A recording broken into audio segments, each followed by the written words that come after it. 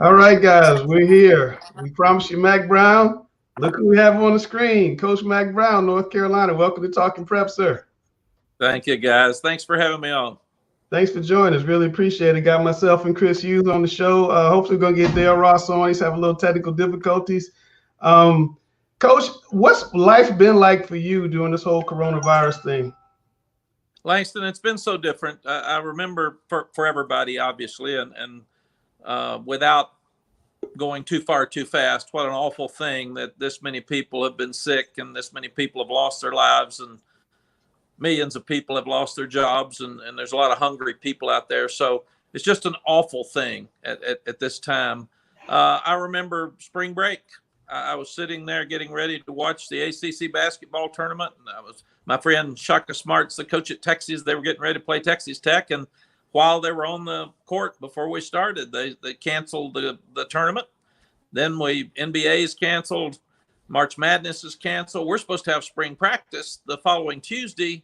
Then they moved spring break back a week, so we have 2 weeks of spring break. But I still think we'll have spring practice. We'll get the guys back, and next thing I know, we're getting ready to have a staff meeting, and Bubba Cunningham texts me and says, "Hey, you better have it upstairs and spread out because this thing may be bad." And the next thing I know, he says, "No, we have to do it on Zoom. We can't go back in the building." So in a 24-hour period, we went from having a live staff meeting together like we normally do to going upstairs and spreading out to going to Zoom. And I didn't know what Zoom was. And my daughter is a professor at UVA, and I called her and I said, "Hey, they're talking about Zoom, sweetie. What does that mean?" She said, "Dad, that's the way we're going to be teaching classes.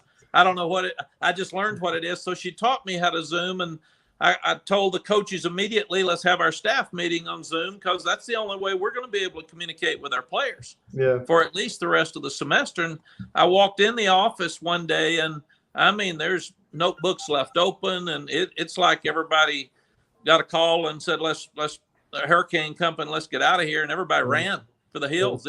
So it's been very unique, Langston. We'll learn a lot of great things from this. As terrible as it is, we're all learning to communicate better, just like this. We're communicating with our boosters, our season ticket holders better. We're communicating with our team. Our staff meetings are on Zoom. We know we can now. We're having high school coaches clinics, and they've been wonderful.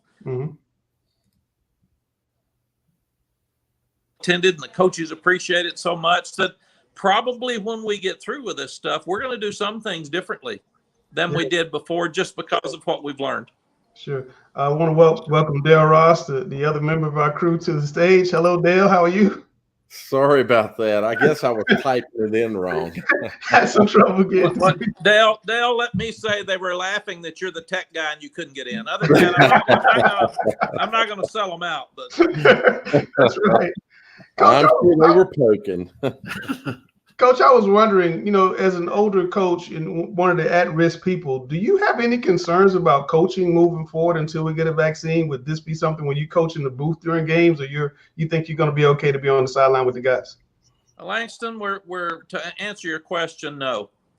We are lucky in Chapel Hill to have the most brilliant medical people of anywhere in the country. So if they are going to have our players back on campus, if they're going to have our coaches back on campus and allow us to coach and play, they're going to make sure we're safe. And I'm in good shape. I'm being careful. I'm doing everything the guidelines tell me to. I wash my hands 25 times a day, I think, and I'm putting sanitizer on them all the time. I'm being very careful with social distancing. I'm wearing a mask when I'm supposed to.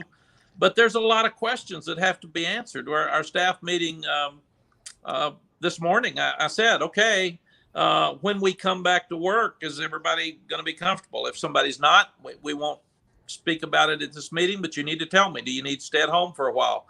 How do we do our meetings now? Everybody count the numbers of players you have, because offensive line, receivers, and defensive backs have a lot more than some of the other rooms. So we may need to move your meeting to another room. Do we wear a mask at work? Do you take your mask off when you're in your own office? And when you go down the hall, put your mask on. When we're in staff meetings or player meetings, do we have a mask on? Do we coach with a mask? Do we test each other and the players every day or every 3 days? Do we check temperature every day? How do we dress in the dressing room with social distancing?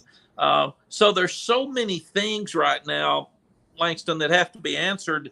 But we're not one of those teams that's going to be coming in June. We're going to be slow. We're going to be very deliberate. But by the time Bubba Cunningham, our athletics director, and our chancellor allow us to come back, we're going to know what's going on. And I feel very, very comfortable about that. I want to ask you, Coach, I know you can't talk about specific players, but how excited are you about this class you have coming up in 2021? You look at the rankings, Carolina sitting right there, number 3. You got all these 4-star kids. It's almost like you're putting up that fence around North Carolina the same way you did so many years ago. Langston, that was our plan. We felt like that there's great players in this state.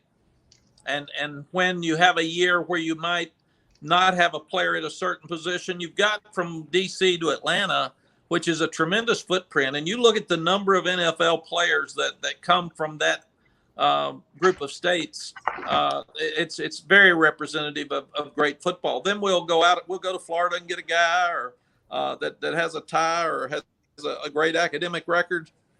We may go into Tennessee or Alabama. So we can jump out of our footprint, but by and large, we're going to be a team made up of the best players from North Carolina. And then if we find a guy better in a Georgia, for say, than in North Carolina that year, then we're going to take him. So our out-of-state players will be really good as well. But I'm so excited about the job this staff has done, especially when the pandemic. They've worked so hard. They've been loyal to each other. I'm excited that this class is bonding together so much, and they feel really excited about the future of our program. And last year at this time, we were selling hope. We were hoping fans would come. We would hope we'd win some games. We would hope our facilities would improve. Well, now we can sell facts. We had a chance to win every game. We are recruiting really well. We've redone our complete facility. The fans have bought all the season tickets. In fact, I talked to some of our folks today, and I think 92% of our season tickets have already been renewed. So we're at a really great place moving forward, and I'm really excited about it. All right, Coach, thanks for joining us. I know they thanked you early on. I wanted to also thank you. Thanks, I'm honored. Speaking about recruiting, one of my goals that I guess I've had for several years, I'm just going to set this up for you, is that I feel like parents and players may need a better understanding of recruiting. And I was curious if you could tell us about your conduits to prospects. In other words, finding prospects. You have a protocol, a plan that this is the number one method we'll use to find a prospect. If you could give us a little insight into that. Yes, Dale, and I love recruiting, and one of the reasons I love recruiting is you get to offer these families scholarships. It's very difficult when you have to turn them down, but you also have to educate them on the process, and that's a great part of what I like doing. And what we will do is we use the high school coaches. A lot of people go third parties now, and that's not our deal.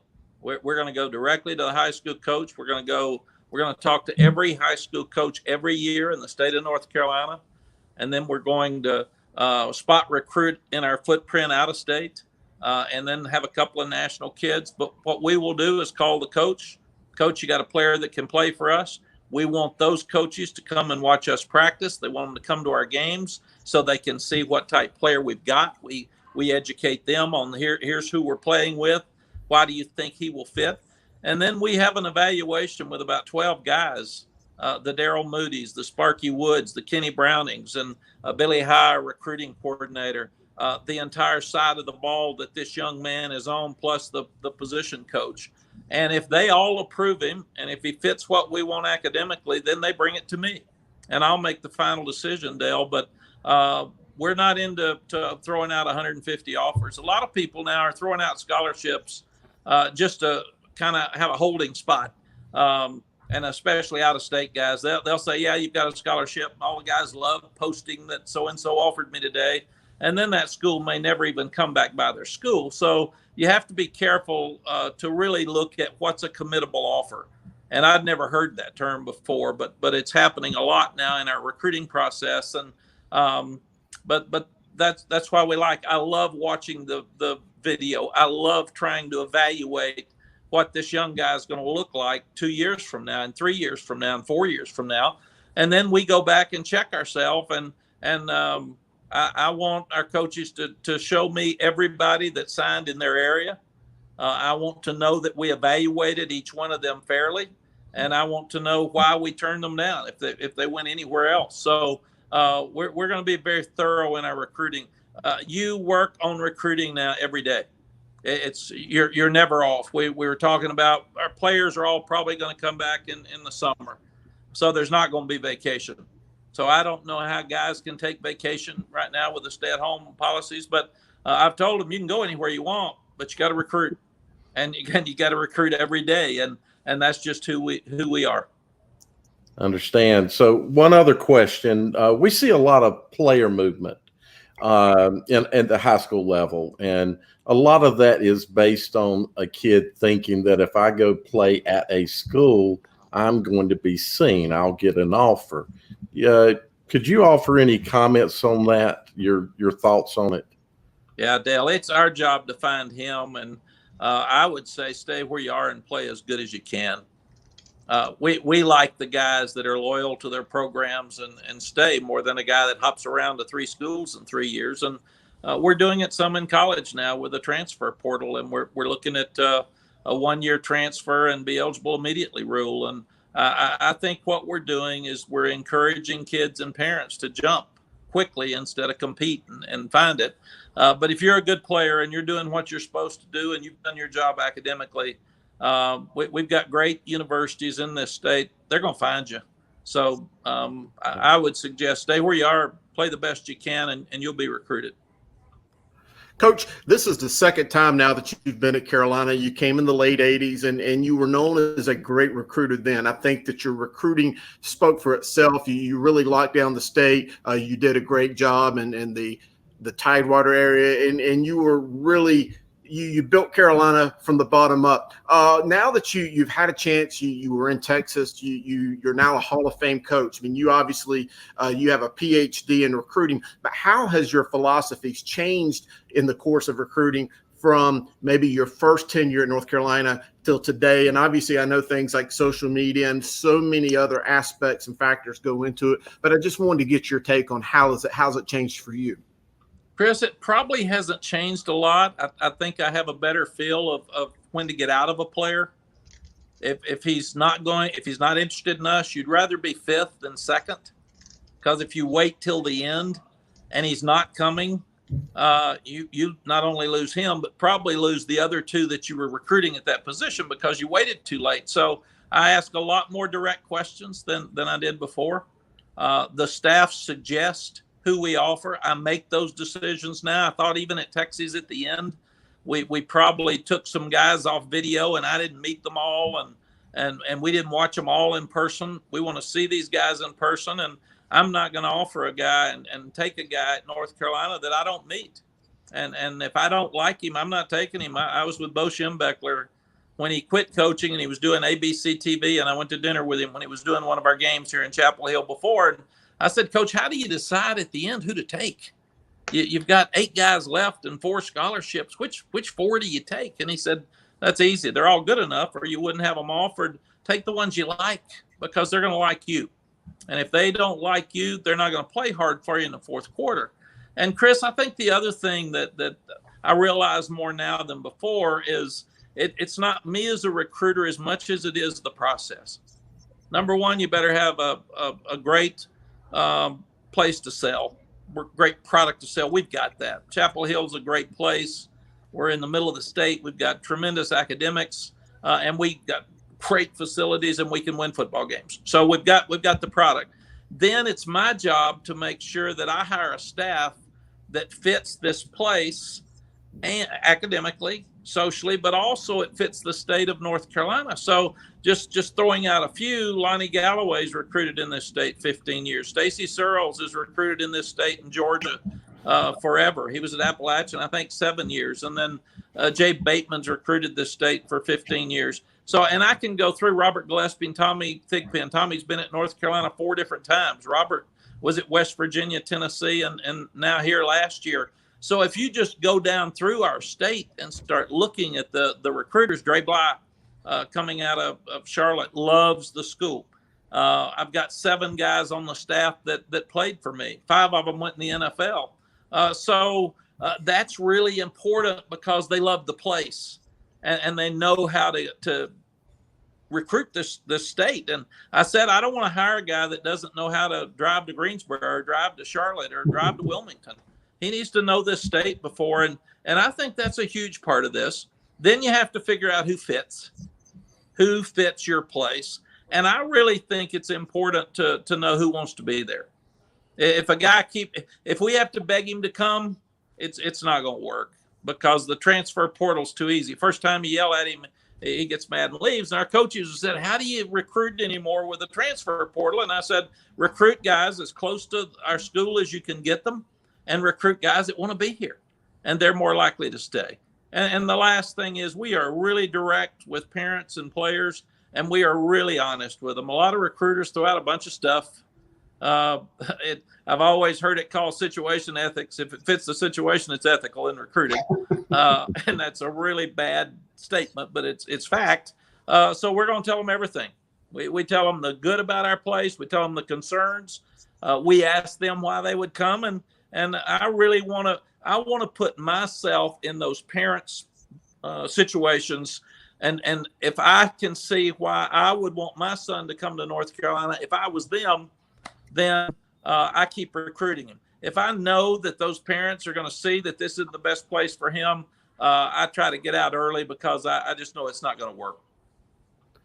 Coach Brown, just to follow up with that, and earlier you mentioned how you were trying to put the wall around North Carolina and keep our best players here in state, and that's always been my philosophy, whether it's with UNC or NC State or any school. I want our best players to be on stage on Saturdays for all their friends and family to see. But I go back to 1998 when you took the job at Texas, and then a couple years later, I was coaching in the Central Texas region in high school, and predominantly you built a championship contending team for the Longhorns with what I think to be mostly Texas-born, Texas-bred high school players. And you already mentioned your philosophy of keeping the best players here in the state. But do you think and you've been around the college game your entire life and you're an expert at this, but do you think that the talent that we have here in Charlotte and the surrounding area and in Raleigh and just in the state in general, do you think that's enough to go out and compete for a national championship on a yearly basis? Chris, I do. I think more so now than when I was here before. We have, 10 million people, 10 million plus people. And there's a lot more players now, especially in Charlotte, than there was when we were here before. Charlotte was not a hotbed of high school football players. You might get 1 or 2 out of there, go down to Rock Hill and get one or Northwestern. But you start looking now, there are lots of football players in the state. We were worried about next year's class, not the 21 class. We feel like that may be the best class of players in this state that we've ever seen. So we love this class. And when we have a great class in state, it gives us a better chance to sign a great class. But next year's class, we didn't think there were as many. Well, after having our virtual spring recruiting and talking to every coach in the state, we found 100+ guys that we're going to evaluate in the fall. We missed the spring. We don't get to see them in person. But we'll start looking at 22s next fall and try to get way ahead of the game because there's a lot of players in this state, I think, that are under-recruited in some cases simply because it may be a smaller school or it may be a different part of the state that's not very populated. And a lot of coaches are not going to go there. They'll go to Greensboro, they'll go to Charlotte, but they're not going to go to a small town in eastern North Carolina. And we may find a guy there that is really a good football player that isn't as highly recruited just simply because he's hard to get to. Coach, we have a lot of fans on Twitter and Facebook making comments. Guys, you can make comments. We can show them to Coach. Kenny Wright is one I'm going to show you. He says, "Go Heels." Mack Brown sets a great positive example for Tar Heels football. Thank you, Kenny. And we also have a question from my boss, Matt Stevens. He wants to know if your previous relationships in North Carolina from the 80s and 90s have helped at all with your recruiting since you've come back to North Carolina. Matt, it helped so much more than I even dreamed it would. The familiarity with the state, with the high school coaches. It's amazing how many of them are still around. They're the athletic director, they're the principal, they're an assistant coach for their son or one of their coaches. So that's been so easy to get back involved. Our vice president was a trainer for me at the university. So it's been fun, and it's been great to renew so many of the relationships we had before and start so many new ones. But so many of the boosters, they're obviously still here. We have a house up in the mountains of North Carolina at Linville. And while we were in TV for those 5 years, we went to Linville from June to the middle of October. So we knew a whole lot of the boosters again. So I've known Bubba Cunningham for a long time. Kevin Gustowitz, our new chancellor, and I were working, or he was working with our team on concussion protocol back in '94. So it's been so much fun to come back and see that Sally and I are about the only things that have changed in the state, I think, as far as North Carolina football is concerned. Everything else is the same. And, of course, I loved Coach Smith in basketball, and Roy was an assistant for a year with me here before he went to Kansas. So he and I have had a great relationship. He was one of the few people I talked to on the national championship days when we were at Texas, and he called, and we had a good visit right before the game with USC and then Alabama, and so many of the other coaches, whether it's Anson or Donna Papa. You look at all the coaches that are on our campus. So many of them were here when I was here before. That I think I'm about the only thing that changed. Coach, you touched a little bit on the Charlotte, and I'm an old guy, and I can remember back when I was young that you might be lucky to have one kid coming out of a high school going D1. And today we look around Charlotte and the greater Charlotte area, and not only do we see a ton of players, but we see a ton of players from schools, one school going D1. So our question for you is, how important do you view I don't want to say Charlotte, but the greater Charlotte area? Yeah, and Dale, when I talk about Charlotte, that is the greater area. It's grown so much. And whether you get over to Gastonia and Shelby and just that whole metropolitan area as it's grown so much. If we aren't successful recruiting that area, we're not going to make it. We will not be as highly successful at North Carolina as we want to be. So that is a critical area for us. And there's so many great players, and they're all buddies, and they've grown up together, and they've played against each other for years. We've got to get them going, and that's what happened last time that Chris was talking about earlier. When you start getting them, and then they want their buddies to come, and then they'll recruit the others. And that's what's so much fun. So that's why we've got to continue to do the great job that we're doing in Charlotte now. Well, Coach Brown, this is a somewhat of a funny question, but it's really serious in how I'm going to ask it. I remember talking about your earlier relationships from coaching in North Carolina. I remember being in Kannapolis and seeing you in town several times, looking at guys like Nick Maddox. And when I was working at the Shrine Bowl this past December, I was talking to my good friend Mark Barnes, who went on to become a great coach at Scotland and now at Sumter. But he was once an assistant coach at Richmond County. And he said that in a visit to you, you recalled some very minute details about coming back in the 87, 88 timeframe, looking at Flip Ellerby. And that just brings up a point. Do you have a photographic memory? Because even in the few times that I've interacted with you, it seems like you can remember so many small details from conversations that may have slid under the rug, but you can recall them. And I feel like that's something that's given you a little bit of an edge in recruiting. Chris, when you aren't very smart, you got to have a great memory. So I'm not a reader, so I have to memorize everything. And my grandfather taught me early, my granddad was the winningest coach in Middle Tennessee football history at one time, then the superintendent, and the stadium's named after him, and he was the love of my life. I miss him so much still today. But he said, remember people's names, find out who they are and remember who they are, because that's really, really important to them. And I take great pride in trying to know names, know something about the people, and ask them questions about them and their lives, because it's very interesting to me. And I'm a relationship guy. One of the things that's killing me right now is Sally and I came back to be around these kids, be around these coaches, and we haven't been able to do that in a couple of months here. So I'm really missing that. And you were talking, Langston, earlier, that's one of the things. You have some grief and some depression and anxiety through all this stuff because things that you love are taken away from you. But I think, Chris, that's a big part of it. If excuse me, if I'm not sincere with you, and if I'm not interested in who you are and what you do, and I can't remember that, then that's unfair to you. And I want to be around people. I want to talk to people. Lives are really unique. And I've learned that just because you've got a difference of opinion of mine, maybe I can learn from that. I don't say you're wrong anymore. It may be a different view. And that's one thing I have learned since I was here before in recruiting too. But I'll listen.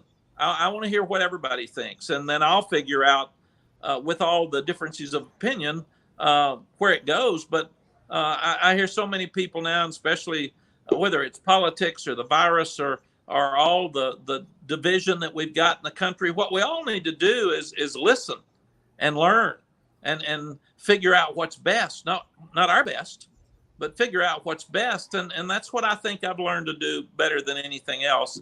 And then it's really, really important to me, like with Mark, we signed Tylee Kraft, who's a really good receiver. Mom's a police officer there in town, and he was one of the 13 early enrollees to come in. He just had a great semester academically, and I was talking to him on Saturday. But unless you really care about people, and unless you really know something about them and remember it, I don't think it works. I can't say I care about people without trying to know something about people and go through them. And if I don't like somebody, I don't walk around mad at them. I don't say I don't like them. I just don't spend much time with them. That's pretty cool. Coach, I want to ask you, you talked about how important recruiting the Charlotte area was. Last year, you got a young man out of Union County, Sam Howell. Looked like he had a pretty good freshman season for you. How good do you think he can be? And how does he compare to some of the great quarterbacks you had at Texas? When I first saw him in high school, some people compared him to Baker Mayfield, and I thought just won the Heisman, so that's a good comparison. But I see that comparison. For the ones I've coached, he's more like Colt McCoy because he's so accurate. He's smart. He's driven. In fact, Colt's speaking to our offense on Thursday at one of our offensive meetings. We used to go through a practice at Texas when Colt was the quarterback, and the ball would never hit the ground. Mm-hmm. The passes would never hit the ground. Wow. And I would think I got used to that. So then when we had a quarterback and they couldn't complete all the passes, I'd say, what's wrong? There's something. Man, the ball can't be on the ground. Right. And it's got to be an accurate throw, but you better catch it, because we had great receivers at that time too. So I tell our guys, we're not going to throw the ball unless you complete all the passes in practice. Yeah. If you can't beat air, you sure can't beat a good defensive back. So beat air. Catch every ball. And Sam is a worker. He had over a 3.0 his first year at UNC. He has absolutely no hobbies. He is in that building every day studying every minute detail about football. And he's working now, and he's so upbeat about everything. He had a sore knee. He had a sore ankle. We didn't have a backup with experience. He didn't care. He wasn't going to miss a game. He was going to do everything right. He was going to lead his team. And I'll call some of these kids, and they're unbelievable. I'll call and say, "Yeah, are you okay? I've been feeling a little down." And Sam will say, "Oh, Coach, I'm ready to go, man. Let's pick it up." So he's picking me up as we go through, and he's got tremendous faith.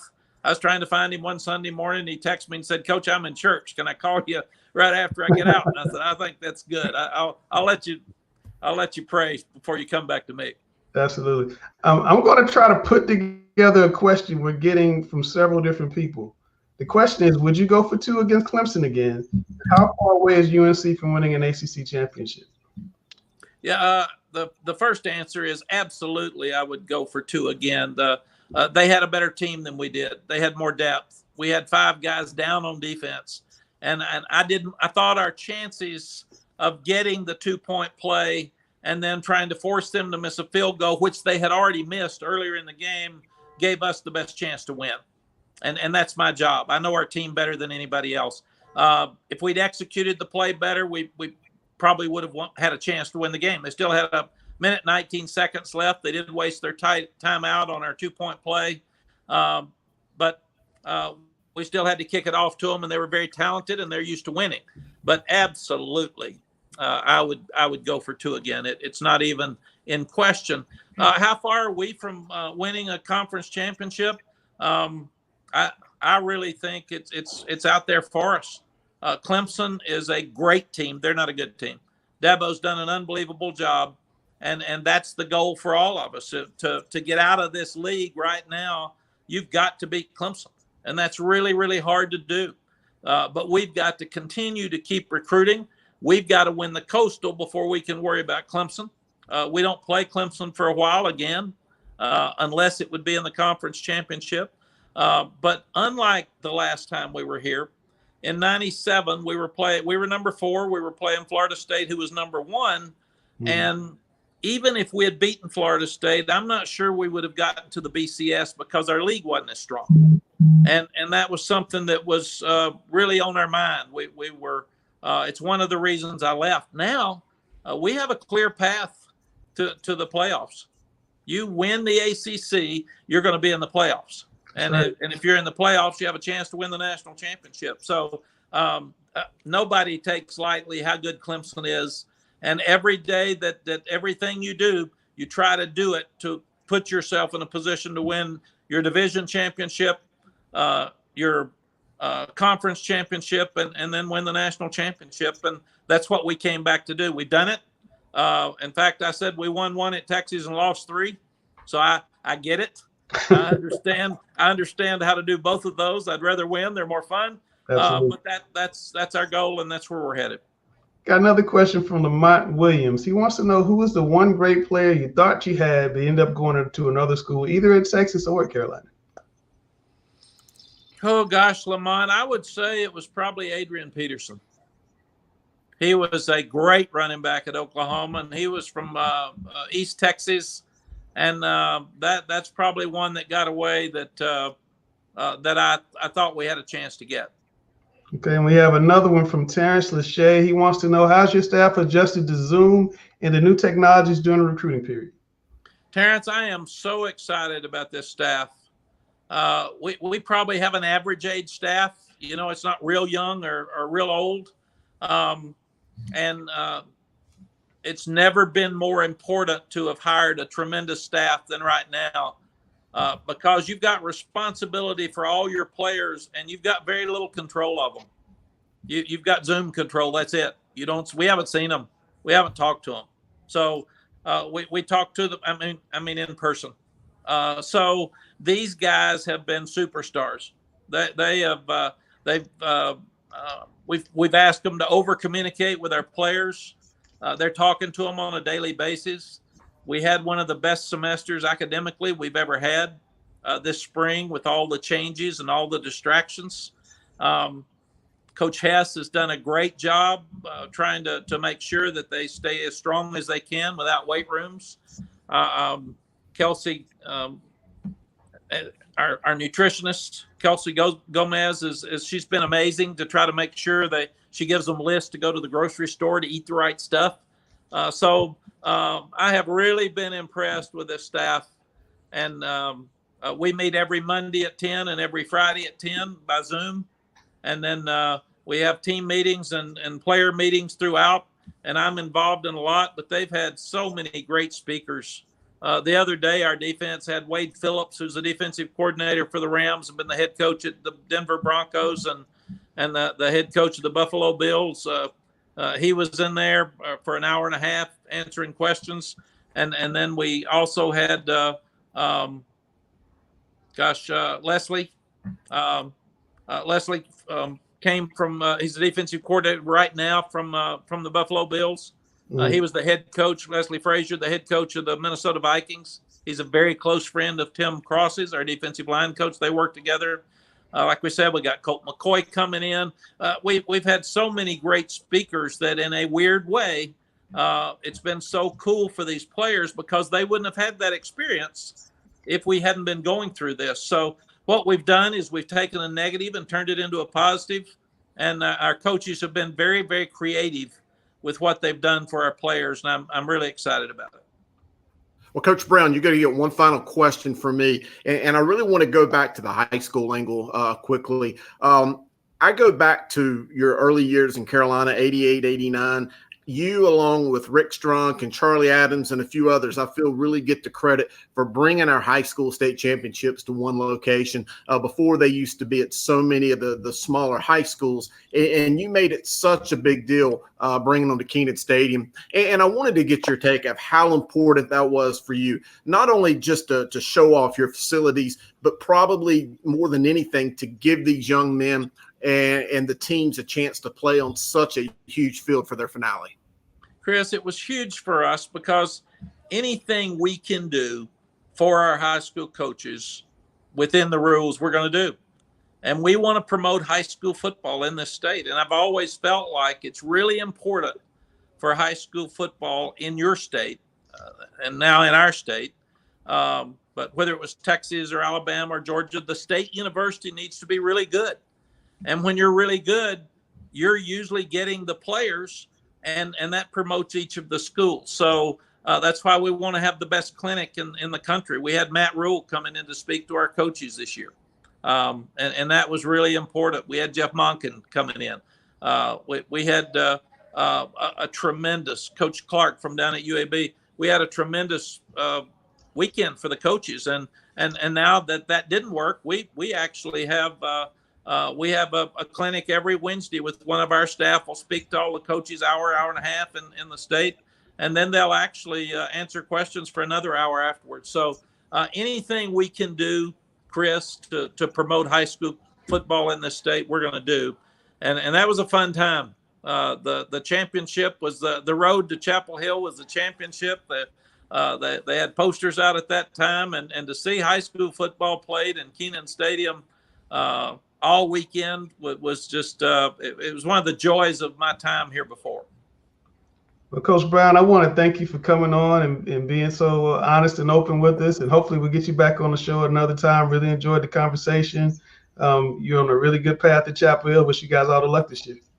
Thank you, Langston. Thank you, Dale, and thank you, Chris. And Dale, if you need any help with that technology stuff, I'm pretty good with it. So I'm getting better with it at least. But guys, I appreciate what you all do too for sports and high school football in our state. And the more we can bring awareness to the high school coaches and the high school players in the great state of North Carolina, it's better for everybody. So thanks for having me on. Let me close by saying, you folks out there, be safe. And you take care of yourself and be healthy. And the more that we can go by the guidelines that the CDC have given us, the better chance we'll all have to be safe and have football in the fall. So let's all really try, and every chance you get, thank those first responders and thanks our healthcare workers. And yesterday I was driving in Chapel Hill and I saw a group of nurses and blew the horn and just teared up, thinking about all they're doing for us. And we're running to a couch to get away from this virus, and they're all going out and sticking their face right in the middle of it to try to help save people's lives. And to their credit, Sally was with me, and she said, you're going to sit here and you're going to blow your horn at a bunch of women, and they're going to think you're crazy. And I said, no, sweetie, they're going to know. And every one of them turned around and raised their hand and said, thank you so much. So we all need to keep being strong for our first responders and healthcare workers, and not get comfortable with this stuff till it goes away. We got to kill it. We got it on the run, but we got to make this virus go away so we can get our lives back. Coach, I forgot one more question. Yes, You're just sir. looking at fall football. What's your crystal ball tell you about the fall? You think we're going to have college football in September? Langston, I do. I got myself in trouble early in this process because I didn't know what I was doing, and I don't think any of us did. And somebody said, "Can you have football without fans?" And I said, "No, that'd be crazy," and all that. And I thought, that's not my place to answer. So I've turned to Kevin Gustowitz, our chancellor. I've turned to Bubba Cunningham and our athletics director and our medical team, and said, "I'm staying in my lane. My lane's to coach football." What Bubba told me is he hoped we would be back by June 15th as staff. He hoped our players would be back sometime in July, and we're planning on having a football team and have our normal. Right now, we're planning on coming in August and starting our season and having our regular season. So my job, Langston, is to make sure that I have our team and our staff prepared for that until I'm told something different. So what I'm planning on doing, and I've stayed the course with the coaches, and we said there's so many questions that are unanswered, but I've got somebody else that's going to give me the answer to those questions. I'm responsible for this team.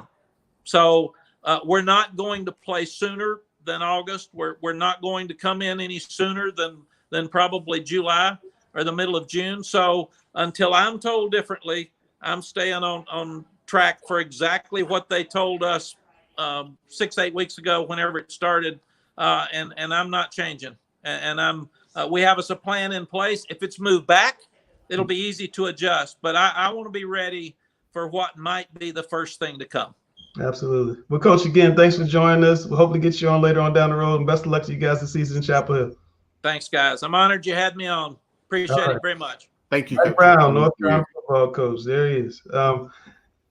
We're going to bring on my man, Sam Griner, our normal partner in crime. How you doing, Mr. Griner? Doing great. You guys look great. You sound good. Tough shoes. Yeah, you got the new microphone now out here. Yeah, baby. I got that thing. It's nice. It's huge. Dale took care of me. I appreciate it. He's a great friend of mine. And boy, tell you what, that's tough shoes to fill. You guys, left for the legend. You bring this little guy in, Okay, but look what I'm about to do right now. We're gonna put Dale and Chris on pause, and we're gonna bring in somebody people have been asking me to bring on for a while. Yeah. Mr. Matt Morrow. My man, Pep Man. Mr. Pep Man from Charlotte Football Insiders. How you doing, Matt? I'm doing good. How you doing, guys? Good, man. Welcome to the show. Welcome to Talking Preps. Glad to have you. I appreciate the opportunity very much. Thank you. Yeah, what'd you think of what Coach Brown had to say?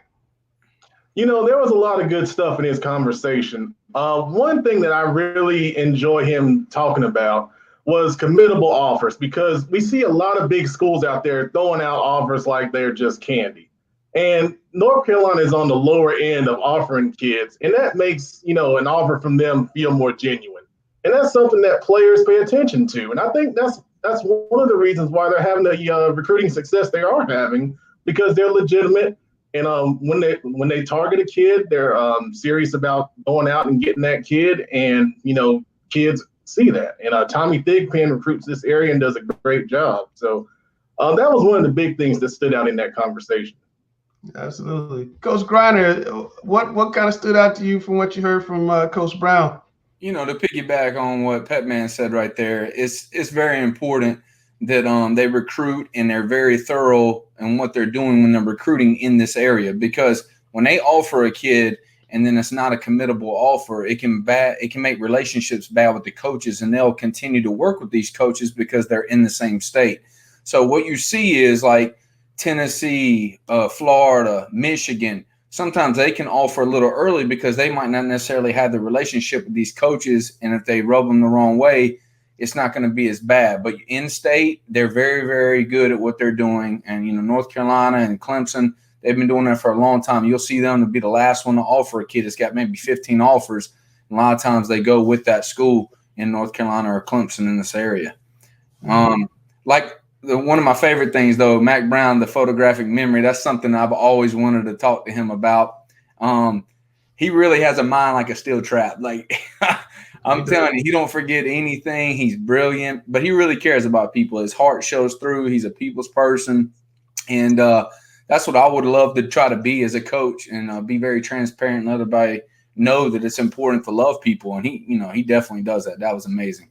Well, a 68-year-old man, Chris, he sure does have a lot of energy. I mean, I was always kind of wondering, how long he could coach. It's like he coached for quite a while in Chapel. What do you think? Well, I think he can. And I remember when he came in last year, he was introduced. I was at the some of the early press conferences at the early coaching clinics. And when he kind of made his trip around the state of North Carolina last year, I kind of crossed paths with him visiting coaches. And you could tell throughout the course of that time, from January, February, March, into the season, and especially now, where it looks like he's lost some weight. He looks like he's in much better physical shape. And he told me, he said, man, now that I've got something to do, it's rejuvenated, new energy to get out there and have a purpose again. And he's certainly taken the bull around the horns and grabbing it and doing this job because he does look like he's got a lot of energy and he's got a lot of enthusiasm for what he's trying to do. Yeah. And Dale, you had a question about where they get recruits and do you have to leave school? What did you take out of his answer for that? Because he said you need to stay where you are, do what you are. We want guys to be loyal, not guys to jump around. So just as I've always thought, and I'm sure a lot of us know, is that the first place that they get their prospects from is from the head coaches at the high schools. So the coaches is their number one conduit. And again, it's Mack Brown and his staff's job, just as it is at every university, to find the players. If they don't find them, somebody else is going to find them. And, it could be somebody's head on the block for not finding a kid that's 15 miles away just because he's playing at either a private school or a school that's not winning and no fans are coming to watch them play. The kids are still going to be found. So I think he just reinforced that a kid needs to stay where he's at. Mm-hmm. Loyalty means a lot, and especially it appears with Coach Brown that loyalty is going to be a high. That's a character thing, and if you're going to build a solid national champion or ACC champion, you're going to have a lot of players with a lot of character, good character, and that is one strong sign of character, is staying where you're at. Yeah, that's one thing he talked about a lot, was character and having guys he can believe in. The other thing he talked about, Matt, was he really thinks North Carolina can maybe chase Clemson down and give them a run for their money in ACC. What do you kind of see when you look at Carolina this year, next year down the road? Can they catch Dabo at all, you think? Yeah, I think they can. He was really talking about the class that he just brought in, and there's a lot of talent in that class. And that's the thing. He mentioned the Clemson game when they played them, and the biggest difference between those two teams right now is depth. And he's building that within these classes. And if he can continue to build this recruiting momentum, he's going to have that depth in 2 years. And there's no reason why they can't, come out of the Coastal and be right there, head on with them and face them in that ACC championship. And just to back that up, Matt, do you think, and Chris asked this question, but I'm curious of your response because you know the state so well. Do you think that if Matt can put a fence around North Carolina and primarily recruit North Carolina kids, he can compete for that national championship, or does he need to go outside more and find guys in Georgia, Florida, Texas, Tennessee? He can get it done with North Carolina kids because, he mentioned the difference between how it is now and how it is when he was back at North Carolina 20 years ago. There is so much more talent now in this state that you can just put a fence around this state, get the top 5, 10 kids out of the state, and keep consistently doing that and build that depth and that talent, and you'll be fine. You'll be right there, to compete for an ACC championship and then further on a national championship. Absolutely. All right. Sam, what do you think? Yeah, I think that's definitely what you got to do. They said the North Carolina teams in the past, they always recruited well in North Carolina, and they're dominating it right now. They're top 5 in the nation overall in recruiting. And that's exactly what they have to get done to be successful. And when he talked about, like, it was so genius of him to say that, we would go for 2 again, to understand that the longer the game went on, Clemson had a better advantage, even though they were outplaying them during the game, going into overtime and going for, and he needed to go for 2, and which was the genius thing to do because the depth is a drastic difference. Now, you talk about Mack Brown's look now, like you said, he has lost a ton of weight. I think his wife has got him out there mowing the lawn without the push mower and raking some leaves or something. Something's going on because that man, he looked amazing. I don't know. I need his camera for this deal.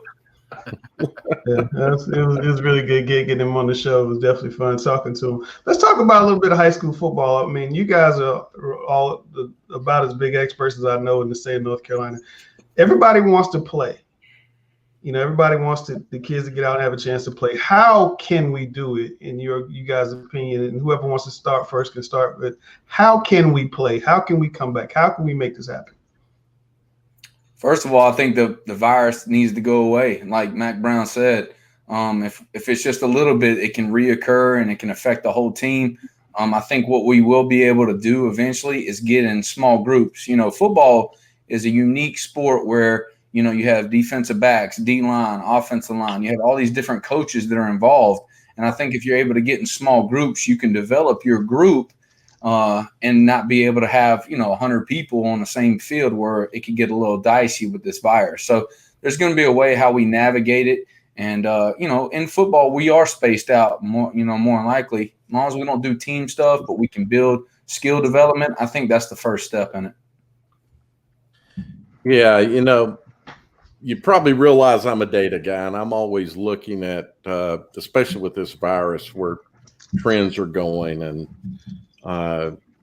I've seen here recently that it's R0, which is the ability to spread, is maybe actually higher than what they had originally thought. For me, that I'm not sure how we can go about it. I agree with Sam, the fact that at least with working out, you can break the kids out into the small groups by position, and you can probably have some isolation there. I think that's going to be key on there's got to be some education with the coaches, I think. The LEAs are going to or should have conversations with the coaches about how they can distance the things that they can do. Hopefully the state can help provide some help with that. But, Langston, it's still just a very, I think we all agree, it's still a real big question as to what's going on with this virus. And until until we have it under control, it looks to be a difficult thing to do, but we do need to try. Yeah, I definitely agree with that. And the thing you say about trying, Dale, I think you got to have a positive and focused mindset, starting with the state association, working down through those LEAs, and then communicating to the coaches. There has to be a specific plan for practices, 7-on-7 skill development, like Sam was talking about. And then even if we do get to games, we still have to find a way to practice that social distancing, wearing masks, wearing gloves, all of that protective stuff that we talk about that we're supposed to be doing to help contain the spread of this virus. All of those different situations and variables need to be discussed, and we need to have a full streamlined plan that everyone can look at, easily pick it up and say, okay, this is what we do for practice, this is what we do for games, this is what we do for skill development. It's got to be clear, and it's got to be communicated clearly to everyone across the board. And then you got to have someone to enforce that stuff, because if we do get a breakout, we're going to be back in the same boat to where we're going to have to stop playing, and no one wants that. So we got one shot to get it right, and everyone's got to be on the same page to do so. And I agree with you, Matt. And I'm going to go back to something that Sam said as well. It's been about a decade since I coached football, but I still remember how to put together a practice plan. And you always start with your stretching and your individual, your team, your pass skelly group before you get to the team aspect. an average football or a football field, not the average, a football field is 120 yards long, 53 yards wide. There is a lot of room for a lot of individual groups to be placed and dispersed at different parts in a practice. You can have your defensive backs, your receivers, distance out to a point to where they're not on top of one another. Or really the offensive and defensive lines are the one position groups where you got to worry the most about the close contact when it comes to practices in trying to distance one another to prevent the spread of the virus. Now, in terms of the games, I was steadfast one of those guys that said, without a doubt, you can't play football without fans in the stands. But I want to take the stance of what Coach Brown said. I want to leave that to the state officials and the government and all that before I come to a conclusion of whether I think we can play or not. I don't think any of us wants to play in a situation to where there's no fans in the stands, because high school football is such a community-driven sport, and it's so much bigger than just the game itself. But until the state and the athletic directors and the association and the governor and even really the president says we can come back and play safe, I just need to take our orders from them. And, like Coach Brown said, just prepare ourselves each day so we can do what we do the best. I'll tell you what, in my 32 years here, I don't think I've ever seen a high school football schedule trying to set up like this was trying to set up. And the talent level that we have here is just amazing. So I'm just hoping we have a season and get a chance to play. I'm excited about the panel we put together. We got Matt. We got another special surprise next week that you guys find out about. But having Matt on the show, just the expertise that we have for you guys is unprecedented. Matt, thanks for joining the show, man. I can't wait to see what you're going to add. But this all began with me and Sam Griner on Instagram. Remember those little funny looking videos stacked on top of each other? But before I get out of here, Sam, I'm going to let you have the last word. Man, it's just amazing what you were able to do, Langston, with the Charlotte Observer. I really appreciate being a part of this. And a lot of people have been asking me, am I going to stay with it, being a coach at West Charlotte? And I said, of course I am. I think I can be as transparent as I can be as a coach and keep going with this talking preps, because it's amazing to have all this ability to talk with each other. And I learn a lot from it every time I'm on it. And I just want to give you kudos, man. You've done a phenomenal job. You've learned the technology of everything. You've taught me a lot, and I just really appreciate it. And it's helped me be a better coach with the Zoom and stuff going forward right now. I'm learning the technology where I have to use it right now for my team to get better. So I'm excited. Absolutely. Well, we're definitely going to come back next week. We're going to have Matt next week. We got, like I said, we got another special guest next week that's going to join us. And guys, thanks for coming on. Thanks, Coach Brown. I hope everybody got a chance to see it. If you didn't, it'll be on our website, on YouTube, on Twitter. It'll be everywhere, so you get a chance to see and hear from Coach Brown. And we'll try to get some more college coaches on as we move forward. But thanks a lot, guys. Appreciate your time. Thanks again, Dale, for the mic. Yeah, man. Thank you, guys. All right.